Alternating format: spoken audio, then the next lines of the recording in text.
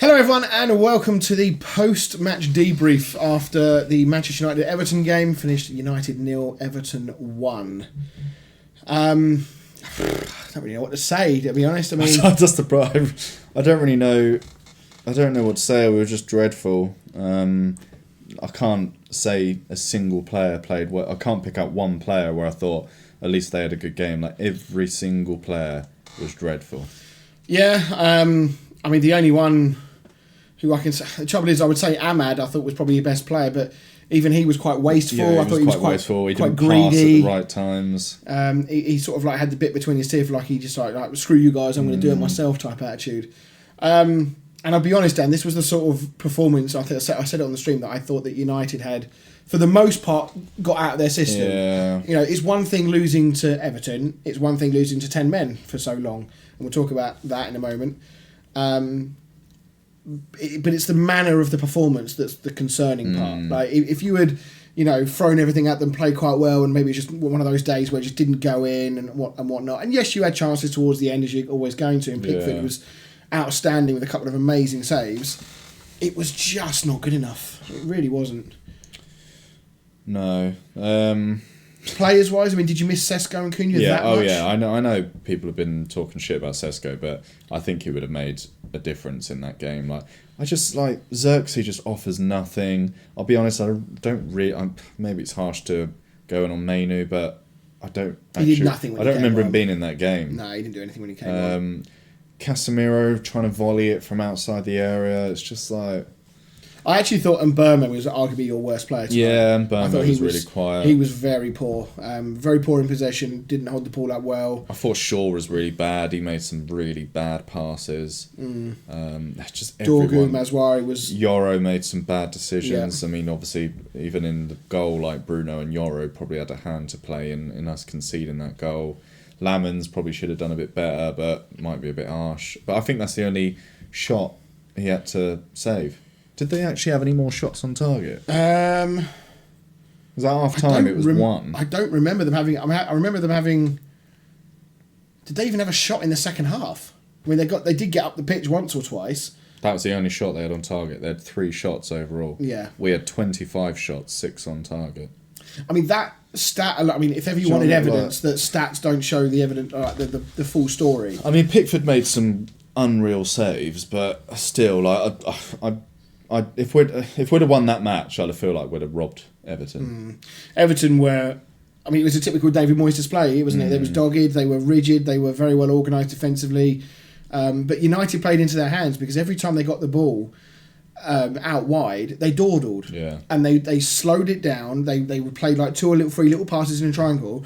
And Everton didn't actually have to shuffle their shape hardly at all because they were moving the ball like 2-3 yards in either direction, and Everton didn't have to go anywhere. But this is what I've said about United. We play so much better against the big teams that come and attack us because then there's space in behind. When we play a team that just sit back and play the low block, we run out of ideas. We go side to side to side, put a cross into nobody, and then lose the ball. Yeah. And it's rinse and they don't think, oh, this isn't working, what else can we try? It's right, let's keep trying it until it works.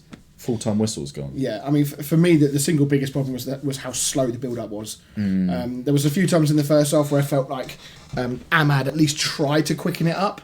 But as we said, his decision-making I thought was really poor at times. And there was one in the second half where he cut inside of somebody and then Grealish came across.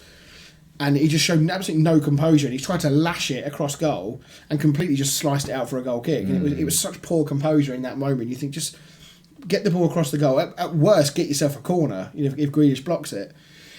But anyway, let's go back to the start of the game because I thought Everton probably did start the better. I thought United were a little bit slow at the traps anyway. Yeah. And then, of course, we get this bizarre moment between Idrissa Gueye and Michael Keane. Yeah.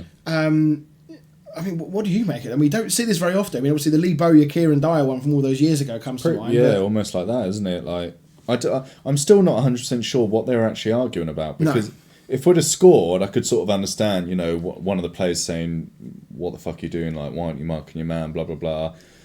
But I don't really know who's at fault and why they're having a go at them, and especially for it to lead to that much that you're pushing each other and you're slapping each other in the face, like. Yeah, I mean, from memory, I'm just thinking back to the moment. So I remember that it ended with Bruno whipping one across the face and going out for a goal kick. I think that Mbomo might have got in behind down the right just before that, and then it kind of got worked back to Bruno. So I don't know who started it. I don't know if Michael Keane said something to Idrissa Gueye about not tracking his man. I don't know if Idrissa Gueye is having a go at Michael Keane initially, but neither of them want to let it drop. And then, Idrissa Gueye just slaps him around the face. As weird as it is, by the letter of the law, I mean, they showed it at half-time, it's a red card all day long. What was weirder was him still going. He was raging, wasn't he? He literally was full of it, and he had to be properly restrained by Pickford. and who's the other one? And Jai was there as well. Yeah. Really odd. I mean, as far as the game goes, he's got away with it, Idrissa Gueye, because the players have dug in and pulled off a really good result. If they had gone on to lose that game 4 or 5-0, if United had punished them for that, then I'm sure David Moyes would have been fuming with it. He probably still will be, but maybe it's dampened a little bit. So yeah, I mean, what does Ruben Amorim take out of this game? What can he change? I know you got a few injuries and stuff. Your bench tonight was very defensive. Our squad depth is so poor. It's a good job we don't have European games because we do not have the squad depth to compete. The only thing I think you can take out of it is negatives. I think you look at it and say, right, I can't trust that player. I can't trust that player. Xerxes, I would just leave him as an 85th minute sub. I would barely that's the sort of game. We're at home. They're down to 10 men. That is your chance to shine and show why you should be starting games. He did nothing. The amount of mistakes he made. He had a couple of good headers, but that was from the 85th. That's when we were literally just pumping balls. Pumping balls. And other than that, he made so many errors. I'm surprised he managed to last the 90 minutes. That's probably only because we just didn't have the players on the bench to replace him. Yeah, and he was your only real aerial threat, wasn't he? But I think you can only take negatives. If he tries to spin it, I know you try to make the players feel better, but I think you've just got to come out and say, I mean, if I were a manager, that's what I'd do. I'd just come out and say, that's fucking shit. Yeah. I think that the thing is with Xerxes, obviously there's a confidence issue, right? He's not really played much this season. He's not really had any influence over games. Obviously, you've been knocked out of the cup. You're not in Europe, so there's no opportunity for him to play in those games now. But he just struck me as a player that just didn't want the ball, because every time it came near to him, all he wanted to do was pop it off first time. And you've got to be very confident in your own ability to be able to do that in the first place. And he's obviously, he's rusty. He's maybe just not good enough. Period. The amount of times he's giving the ball away or passing, he was just passing it too short. And it killed you so many times. You got in a couple of good areas, and then his pass would just kill you. Xerxes has quite clearly shown himself to not be good enough in a United shirt. I pray to fucking God that West Ham don't go in from in January, like it's rumoured to be the case. The thing is, I don't think we've got the squad depth to let them go. I was just about to say that. There was we were talking during the stream about it, at one point. I'm sure Amorim had said that Mainu and Xerxes wouldn't be allowed to go in January. They were part of the squad and they were going to be integral because over Christmas with the rotation and the amount of games you play. But now I'm hearing that maybe he is willing to let them go out on loan. But then you look at what you had on the bench. I know you've got. I mean, is it Cunha and Sesko? They're the only two, or is there others missing? As in forwards, or just in general? Maguire. Okay, yeah. Martinez is back amongst the subs, but he's defender. So Maguire's a winger. Yeah. I mean, we let a lot. Obviously, Højlund we've let go out on loan. Sancho's gone out on loan. Rashford's gone out on loan. We've let a lot of key. I mean, I don't think they've got a part of the club, but they're key players that have just gone out on loan. Yeah. We've not got any fees for them. And you've not really got anyone in to replace, because you bought two number 10s in Cunha and Mbomo. You bought one striker. And one striker who is now injured for the next 6 weeks. We needed two strikers last year. We bought one to make it two, and then we loaned the other one out. Yeah, it's a very odd situation. It's weird, isn't it? Because sometimes a couple of decent results, regardless of performances, can sometimes paper over those cracks and maybe give you a slightly blinkered view of things. And then it takes one result like that, and certainly a performance like that, for all of that negativity to come back into view, and you think, actually, this situation maybe isn't as good as we maybe thought, and maybe this was just... The problem is, we should have won that game, not based on the performance, but before the game, we should have won that game. Yeah. The game I expected to struggle was next week against Palace. That's where I thought, if we lose it, I think Palace are a team in good form at the moment. And then I can't remember, I think we've got Wolves after. I'm pretty sure we've got Wolves after that. I'm pretty sure we've got you.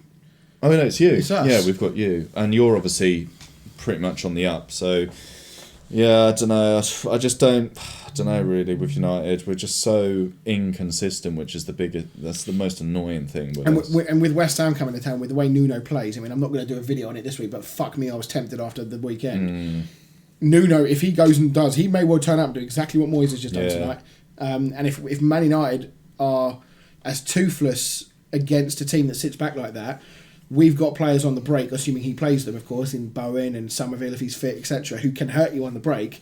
We might get joy against you because we play in that way. So yeah, there's worrying signs there. If I was a United fan, it is only one game, so there is an element of let's not jump the gun too much. It has been better this season. It's not been perfect. Yeah, but it's been better. And a win tonight would have seen you go fourth, so the conversation would be very different. It's just frustrating, really. I think that because the opportunity was there. The amount of positive energy that would be flowing through those players right now if you had won tonight, fourth place, solid win, 2-0 win, whatever it may have been. And now, there's a risk now that the negativity that's going to come out of tonight because of the 10 men, because of the poor performance, there is a chance you're going to Palace next week on the down. Palace are flying. They're third at the moment, or fifth. They're up there somewhere, aren't they? They could hurt you next week. Yeah, I don't expect to get a result out of that game, to be honest. Is playing well. He looks really good. Yeah. Mateta always seems to score against you. I know they haven't got Eze anymore, but they've still got quality. So, yeah. I don't really know where to go. Obviously, we've still got over a month until January. United are not typically a team that does a huge amount of business in January. No. But I feel like you need to. Yeah. You need to get some players in. At the very least, you need to find some academy players and start throwing them in and trusting them and giving them game time. Yeah, I would. We could sign that Leon from Paraguay. He looked quality pre-season. I would give him a go because Dorgo, I'm not 100% sold on yet. No, I'm not. Aswari is better than he showed tonight. He wasn't. Yeah. He wasn't very good tonight, but he's genuinely even better Shaw. I don't really. To be fair, I'm still not over Shaw going to England and then fucking himself. So. Well, I think with Shaw I think that of that back three, I think De Ligt and Lenny Yoro are kind of cemented. Yeah. I think if Martinez can prove his fitness, I think he comes in for Shaw anyway. Yeah, I would have him over Shaw. So, but obviously there's always that question mark over Martinez's fitness. And Shaw's, to be fair. I mean, he's not shy of an injury as well. So, yeah, lots to work on for United. Lots of questions to answer. Disappointing night. It continues the strong tradition of the Kickabout doing live streams and the team that we support doing absolute shit outside of Lee when we watched Chelsea smash West Ham. It's not been a happy hunting ground, so maybe what we should do, maybe we could rig the system, do a live stream for all of our games and then just bet on our team to lose. We'd be fucking millionaires. We'd never lose. Yeah. So anyway, because we did the live stream tonight, obviously we haven't done our new podcast show behind us with all the kit. So there's still some teething issues I've got to work out that in the end I didn't need to work out for tonight because we were doing the live stream. Hopefully next week we'll be over there behind us on the table with all the gear, with a solid YouTube podcast type show where we can talk about all the things from the weekend and go into more depth and actually start releasing the podcast again potentially as well.